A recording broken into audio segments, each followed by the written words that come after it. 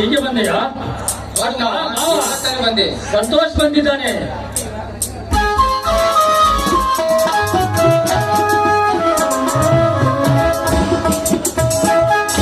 ಹಾ ಸಂತೋಷ್ ಈಗ ಬಂದೇನಪ್ಪ?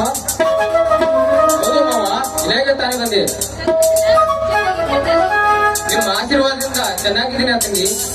ಹಾ ಸಂತೋಷ, ಮೊನ್ನೆ ನಿನ್ನ ಸೈನಿಕ ಹುದ್ದೆ ಕೆಲಸ ಏನಾಯ್ತಪ್ಪ? ಅದೆಲ್ಲ ನಿಷ್ಫಲವಾಯ್ತಲ್ಲ ಮಾವ, ನಿಷ್ಫಲವಾಯಿತು. ನೋಡು ತಂಗಿ, ನಮ್ಮಂತವರಿಗೆ ನೌಕರಿ ಬರುವುದಂದರೆ ಅದು ಕನಸಿನ ಮಾತು. ಅಂತದರಲ್ಲಿ ನೌಕರಿ ಸಿಗುವುದಂದರೆ ಅದು ಸುಲಭವೇ? ನೋಡು ಸಂತೋಷ, ನಿನಗೇನು ನೌಕರಿ ಸಿಗಲಿಲ್ಲ ಎಂದು ನೀನನ್ನು ಚಿಂತಿಸಬೇಡ.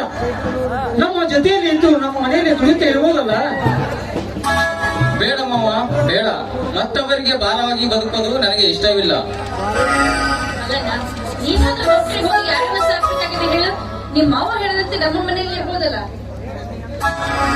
ಬೇಡ ತಂಗಿ, ಬೇಡ. ಅದು ನನಗೆ ಸರಿ ಕಾಣಿಸುವುದಿಲ್ಲ. ಸಂತೋಷ್, ನಾವಿಬ್ಬರು ಫ್ರೆಂಡ್ಸ್ ಎನ್ನುವುದಕ್ಕಿಂತ ಬೀಗರ್ ಎನ್ನುವುದು ಮರೆಯಬೇಡ. ನೋಡು ಸಂತೋಷ, ನಿನ್ನ ಮನಸ್ಸಿಗೆ ಹೇಗೆ ತಿಳಿಯುತ್ತದೆ ಹಾಗೆ ಮಾಡು.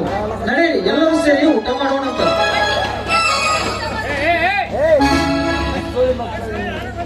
ಸಂತೋಷ್, ಊಟ ಆಮೇಲೆ ಮಾಡಿದರಾಯ್ತು. ಎಲ್ಲರೂ ಸೇರಿ ಒಂದು ಪದ ಹಾಡೋಣ ಬನ್ನಿ.